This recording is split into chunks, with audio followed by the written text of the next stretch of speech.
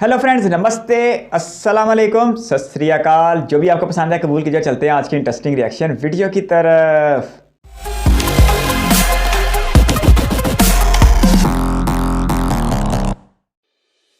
दोस्तों, भारत दुनिया में सबसे तेजी से उभरता देश है। चाहे वो इकोनॉमी सेक्टर में बात की जाए या फिर देश के रूप में उसकी पावर की बात की जाए, हर सेक्टर में भारत बड़ी तेजी से आगे बढ़ रहा है। कई रिपोर्ट्स का कहना है कि 2030 तक भारत जीडीपी के मामले में जापान को भी पीछे छोड़ देगा और साल 2050 तक भारत चीन के बाद दूसरी सबसे बड़ी इकोनॉमी वाला देश होगा और अमेरिका को भी पीछे छोड़ देगा। भारत भी इस बात को बखूबी समझता है, इसलिए भारत में चल रहे 10 मेगा प्रोजेक्ट्स ऐसे हैं जिनके पूरा होते ही दुनिया में भारत का कद और ऊपर हो जाएगा। दोस्तों, आइए इस वीडियो में जानते हैं भारत के उन 10 मेगा प्रोजेक्ट्स के बारे में जिनके पूरे होते ही भारत की किस्मत बदल कर रख देंगे। तो चलिए शुरू करते हैं आज की ये वीडियो।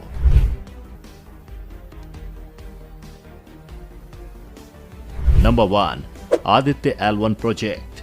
इसरो बिना किसी रुकावट के पूरे समय सूरज को ऑब्जर्व करने और उसके डेटा को इकट्ठा करने को लेकर आदित्य L नाम का एक प्रोजेक्ट प्लान कर रहा है। इस प्रोजेक्ट के तहत भारत आदित्य L1 सैटेलाइट को सूरज और पृथ्वी के बीच भेजेगा।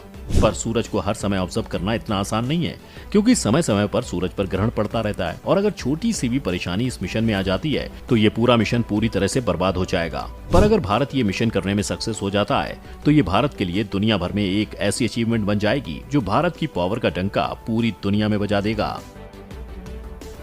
नंबर 2, दिशा और तृष्णा मिशन।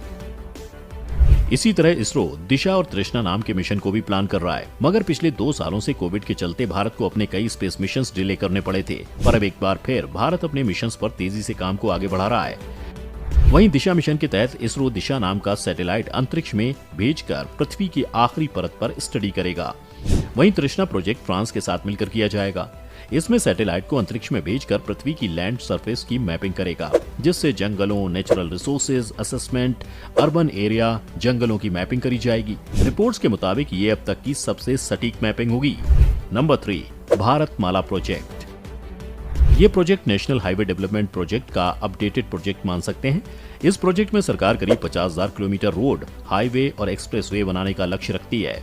इस प्रोजेक्ट से economic corridor, border area, remote area को जोड़ने का काम करेंगी।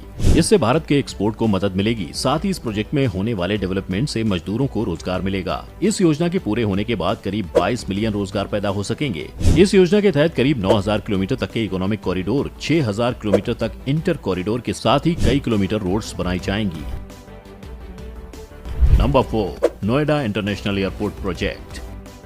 किसी भी देश को अंतर्राष्ट्रीय रूप से जोड़ने के लिए एयरपोर्ट की जरूरत पड़ती है। इससे दूसरे देशों से कनेक्टिविटी आसान हो सकती है। भारत में अब तक का सबसे बड़ा एयरपोर्ट इंदिरा गांधी एयरपोर्ट है, जिसमें अभी कुल 3 रनवे ही है, जिसकी वजह से कई बार कई फ्लाइट्स को डिले करना पड़ता है। इस समस्या को देखते हुए साल 2001 में यूपी में तत्कालीन सीएम राजनाथ सिंह ने नोएडा एयरपोर्ट की घोषणा की थी, पर बजट न होने की वजह से इसका काम शुरू नहीं हो पाया था। पर जब 2018 में एक बार फिर से बीजेपी की सरकार आई तो उस समय के तत्कालीन मुख्यमंत्री योगी आदित्यनाथ की सरकार ने इसके काम को शुरू करा दिया और इसके काम को पूरा कराने के लिए 2024 तक का टाइम लिया गया है। इसमें 6 रनवे होंगे, जिस वजह से ये भारत का सबसे बड़ा एयरपोर्ट बन जाएगा। साथ ही एशिया और दुनिया में भी सबसे बड़े एयरपोर्ट में शामिल होने का गौरव इसको मिलेगा। नंबर 5, ई हाईवे इंडिया प्रोजेक्ट। भारत में लगातार पेट्रोल और डीजल के दामों में तेजी आ रही है, जिस वजह से भारत दुनिया में सबसे महंगे तेल बेचने वाले देशों में से एक हो गया है। पेट्रोल और डीजल के दामों के बढ़ने की वजह से भारत में ट्रांसपोर्ट और महंगा होगा, जिस वजह से यहाँ हर चीज करीब 4 गुनी महंगी हो जाएगी।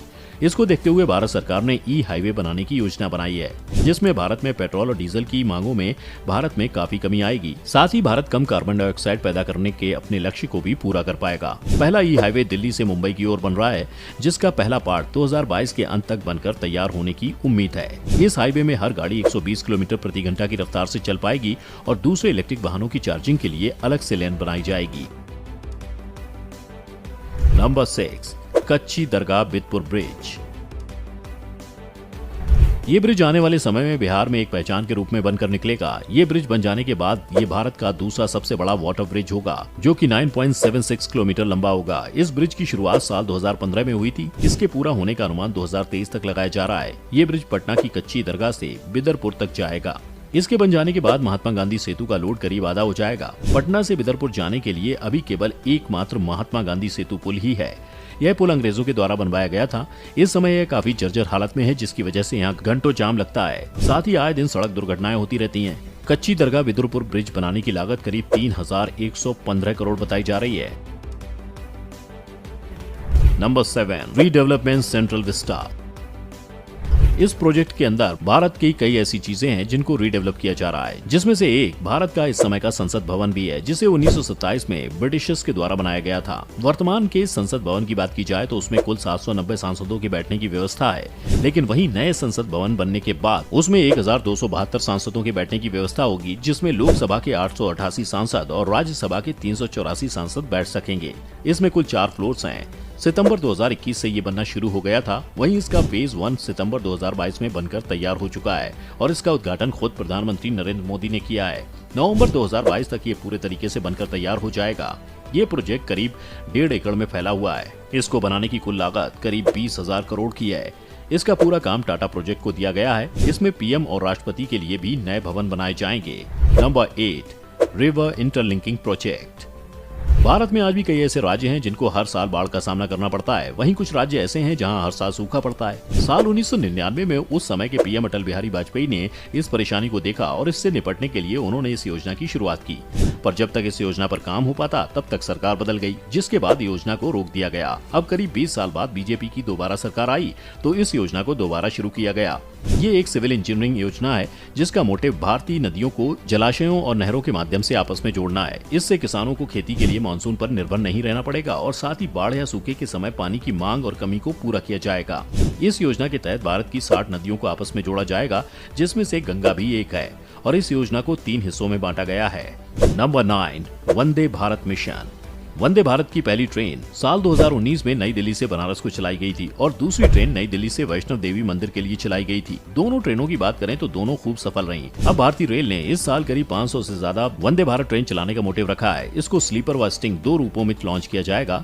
इसकी मदद से रेलवे पुरानी प्रीमियम ट्रेनों जैसे राजधानी और शताब्दी से वंदे भारत ट्रेन को रिप्लेस करेगी, जिसकी मदद से रेलवे में नए रेवेन्यू देखने को मिलेगा। Number 10, 5G technology.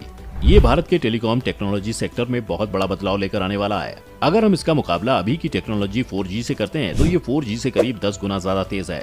अगर आप आज 4G की स्पीड से किसी मूवी को डाउनलोड करते हैं तो आपको करीब 10 मिनट का समय लग जाता है, पर जब आप किसी मूवी को 5G से डाउनलोड करेंगे तो इसमें केवल आपको 10 सेकंड का समय ही लगेगा। इस योजना से आने वाले समय में ई कॉमर्स, ई एजुकेशन, ई रिसोर्स की जितनी भी चीजें हैं उसमें ये एक क्रांति लेकर आएगा। अगर आप दुनिया भर में देखें तो अब तक करीब 50 से ज्यादा देशों में 5G लाया जा चुका है। भारत में अब तक केवल ब्रॉडबैंड के माध्यम से ही 5G नेट मिल पा रहा था, पर उम्मीद है कि इस साल के अंत तक भारत में 5G तकनीक मोबाइल में भी देखने को मिलेगी। ये कुछ ऐसे प्रोजेक्ट्स हैं जो भारत में पूरे होने के बाद यहाँ के लोगों के जीवन को पूरी तरह से बदल कर रख देंगे। इसमें से कौन सा प्रोजेक्ट आपके जीवन में सीधे रूप से असर डालेगा, ये आप हमें कमेंट में बता सकते हैं। अगर आपको ये वीडियो पसंद आई हो तो इसे लाइक और शेयर करना ना भूलें। अगर आप चैनल पर नए हैं तो सब्सक्राइब जरूर करें। भारत के 10 मेगा प्रोजेक्ट देखे जो आने वाले वक्तों में भारत का नक्शा तब्दील करके रख देंगे। पहले 2 प्रोजेक्ट इसरो से मुतालिक दिखाई दे रहे थे और इसरो इस वक्त बेहतरीन कारकर्दगी दिखाते हुए दुनिया की एक बेहतरीन स्पेस एजेंसी बनने जा रही है।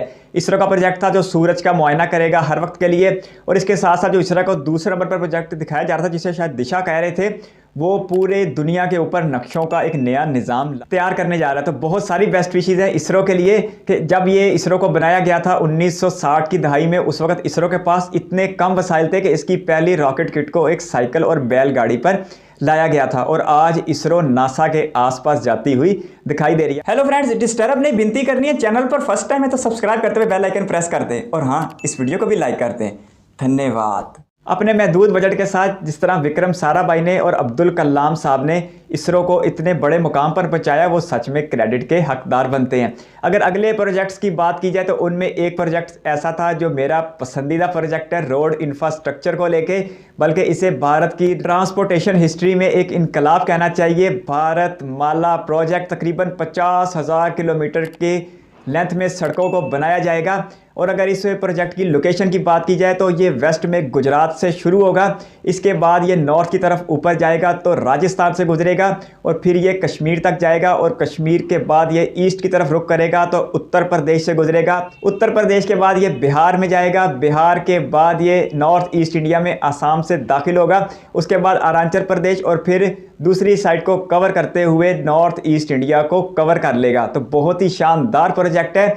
2015 में इस प्रोजेक्ट को शुरू किया गया था और बहुत जल्द इस प्रोजेक्ट के ऑपरेशनल होने का इम्कान है। इसके पैरेलल एक और प्रोजेक्ट है सागर माला प्रोजेक्ट, जो भारत की एक्सपोर्ट को बढ़ाने के लिए और भारत की कोस्टल लाइन को बेहतर करने के लिए तैयार किया जा रहा है। उसमें भारत की पहले से मौजूद बंदरगाहों को बेहतर किया जाएगा और उनके दरमियान कनेक्टिविटी को आसान किया जाएगा, जबकि नई बंदरगाहों को भी तामीर किया जाएगा। तो भारत माला और सागर माला दो ऐसे प्रोजेक्ट हैं जो आने वाले वक्तों में भारत की एक्सपोर्ट को अच्छा खासा फ्लाइंग गेयर लगा देंगे। तो बहुत ही ज़बरदस्त प्रोजेक्ट है ये। फिर इसके बाद नोएडा का इंटरनेशनल एयरपोर्ट था, new Okhla industrial development authority. आज तक इंडिया का सबसे बड़ा एयरपोर्ट IGI यानी इंदिरा गांधी इंटरनेशनल एयरपोर्ट दिल्ली में बताया जाता है, जिसके 3 रनवे हैं और भारत में गैर मुल्की सयाहों की ज़्यादा तादाद की वजह से ये रनवे अक्सर मसरूफ़ रहते हैं और फ्लाइटों को डिले करना पड़ता है। लेकिन जब ये नोएडा का इंटरनेशनल एयरपोर्ट तैयार होगा तो 6 रनवेज के साथ यहाँ पर हर वक्त जहाज़ चढ़ने और उतरने के लिए तैयार रहेंगे। बीजेपी सरकार के द्वारा इसे बनाया जा रहा है। और अगर दरियाओं को जोड़ने वाले प्रोजेक्ट की बात की जाए जो अटल बिहारी वाजपेयी ने शुरू किया था, लेकिन फिर ये मालूम नहीं कि इतने अहम प्रोजेक्ट को INC यानी इंडियन नेशनल कांग्रेस की सरकार ने क्यों रोके रखा,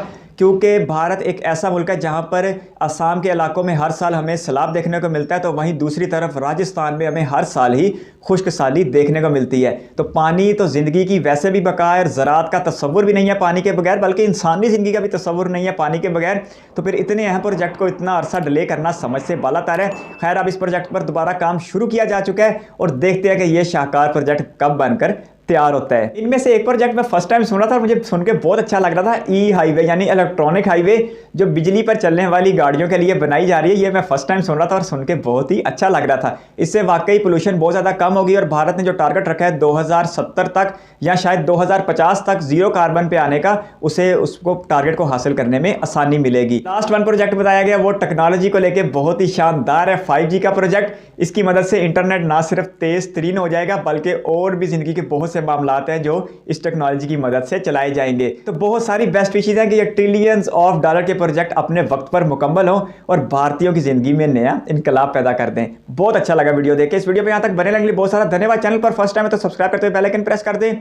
बहुत जल्द एक और इंटरेस्टिंग रिएक्शन वीडियो के साथ मिलेंगे, तब तक अपना बहुत सारा ख्याल रखिएगा। Bye bye.